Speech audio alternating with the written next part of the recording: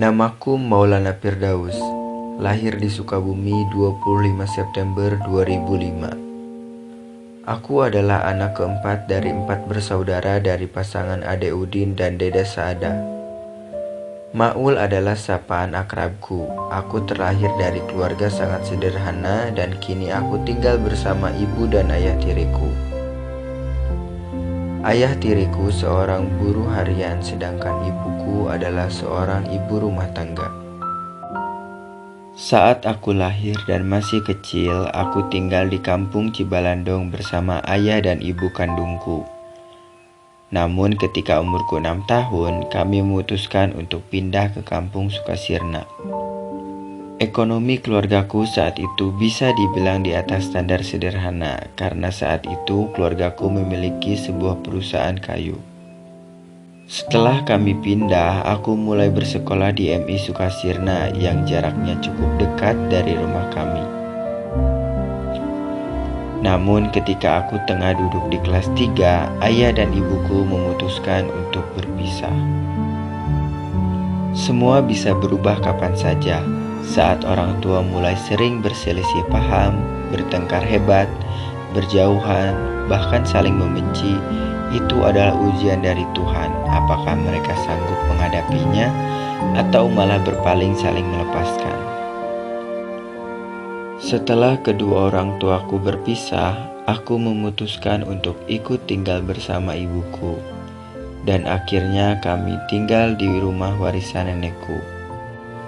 Ketiga saudaraku semuanya sudah menikah, jadi hanya tinggal aku seorang yang tinggal bersama orang tua kami. Semenjak pindah rumah, aku kesulitan untuk pergi ke sekolah karena jarak untuk pergi ke sekolah yang cukup jauh. Ayahku tidak memberikan uang sepeser pun kepada kami, sehingga ibuku kebingungan untuk mencukupi kebutuhan sehari-hari. Setiap harinya aku tidak diberi uang jajan dan selalu membawa bekal ke sekolah. Bekal yang selalu kubawa yaitu nasi goreng. Namun ada cerita di balik nasi goreng ini. Yaitu saat minggu pertama aku membawa nasi goreng kecap.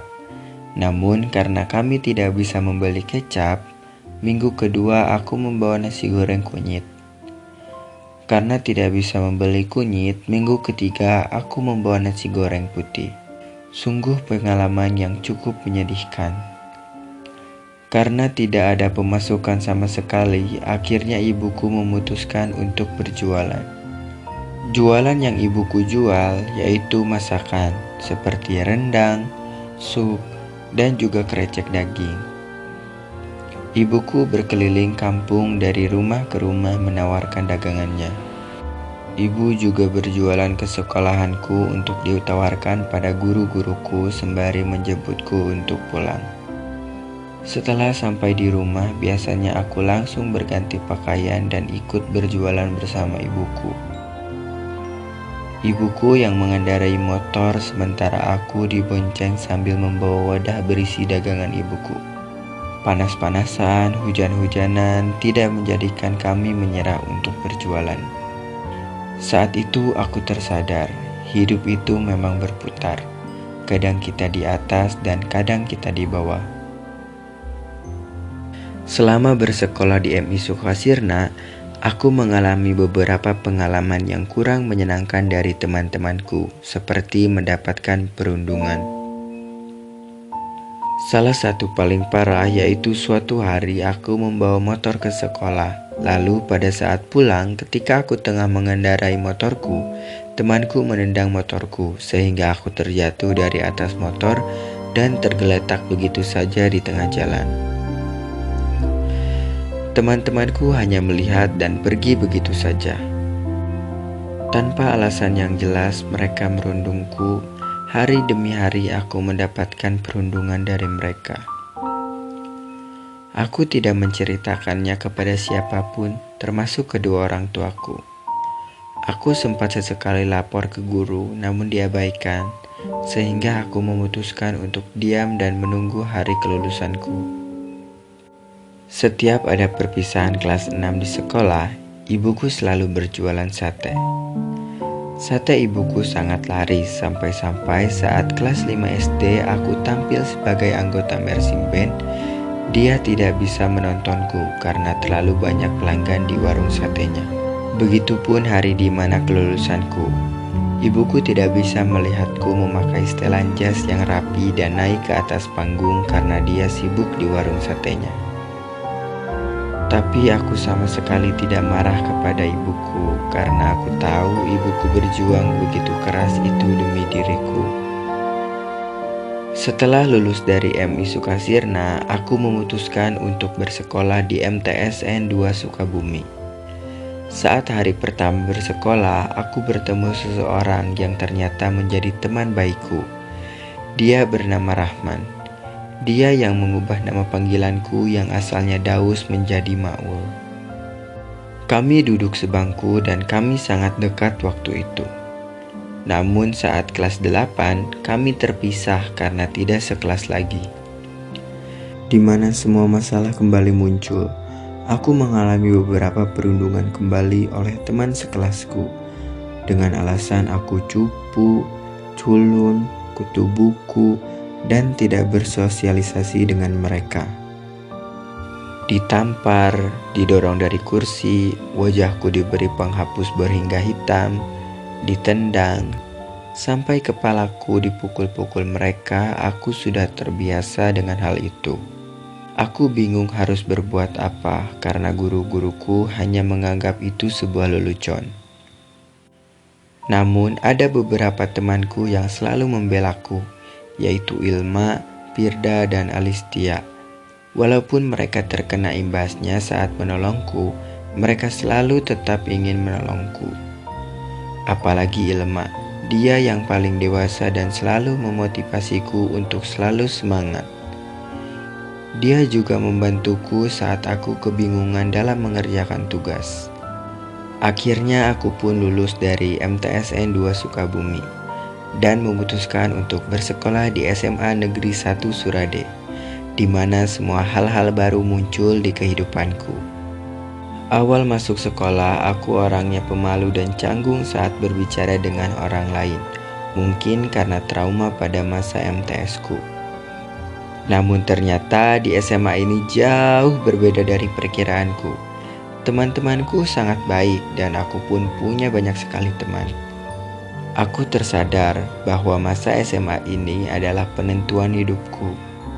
Akhirnya aku pun keluar dari zona nyamanku dan belajar dengan bersungguh-sungguh mencapai impianku untuk berkuliah di Institut Pertanian Bogor. Saat di SMA, aku bertemu guru-guru yang sangat baik dan selalu mendukungku. Ternyata aku cukup jago di mata pelajaran matematika. Hingga akhirnya guruku berani mengajakku untuk mengikuti KSN Matematika. Aku pun menerima tawaran dari guruku, walaupun aku bingung harus memulainya dari mana, karena menurutku cukup berat untuk melawan seluruh angkatan kelas 10 dan kelas 11 dalam bidang matematika. Saat itu aku benar-benar tidak percaya diri sampai-sampai aku berpikir untuk mengundurkan diri. Namun guruku terus menyemangatiku dan aku pun tidak ingin mengecewakan kepercayaan yang telah diberikannya kepadaku. Pada hari pengerjaan soal, aku cukup kesulitan dalam mengerjakan soal. Namun aku terus berdoa kepada Tuhan untuk melancarkan semuanya. Akhirnya hari di mana pengumuman KSN. Aku sangat gugup waktu itu. Urutan pemanggilan pemenang KSN dimulai dari juara kelima. Saat itu aku pasrah mendengar nama-nama yang sudah terpanggil, namun namaku tak kunjung terpanggil. Saat pengumuman juara ke-1, ternyata namaku yang terpanggil. Sontak mataku berkaca-kaca karena ternyata aku bisa membuktikan bakatku. Bangga kepada diriku dan kerja kerasku, walaupun lawanku kakak kelas, ternyata aku bisa mengalahkan mereka. Aku berterima kasih kepada guruku Burani yang selalu menyemangatiku. Sungguh pengalaman yang luar biasa dalam hidupku. Sebelumnya, saat di SD dan SMP, aku hanya masuk peringkat 5 besar atau 3 besar. Tapi saat di SMA, ternyata aku mendapatkan peringkat 1. Setelah pengumuman kejuaraan kelas itu, aku menangis karena bangga terhadap diriku sendiri. Hingga saat ini aku masih mempertahankan peringkat satu kelas. Walaupun orang lain menganggap itu hal biasa, namun bagiku itu cukup berkesan dalam hidupku. Semua perjuanganku membuahkan hasil yang sangat baik. Mimpi dan cita-cita terbesarku adalah menjadi seorang dosen. Aku adalah sarjana pertama di keluarga. Aku berasal dari keluarga yang cukup konservatif yang menganggap bahwa pendidikan tinggi itu tidak terlalu penting. Namun, semenjak aku mengikuti berbagai perlombaan dan memiliki nilai yang cukup tinggi di sekolah, aku meyakinkan kepada kedua orang tuaku untuk mengizinkanku menempuh pendidikan tinggi. Dari background tersebut, aku percaya bahwa pendidikan adalah senjata terbaik untuk mengubah dunia. Untuk itulah aku ingin menjadi seorang dosen. Selama masa SD, SMP, sampai SMA, aku mempunyai banyak kenangan bersama teman-temanku. Dari suka dan duka bersama teman-temanku yang sangat berharga dan tidak bisa digantikan dengan apapun. Kepada diriku yang sering lupa kuperhatikan, maaf dan terima kasih sudah mau tetap maju meski tertatih. Semoga lelah dan jerih payah ini akan terbayar nanti. Itulah kisahku, Maulana Firdaus.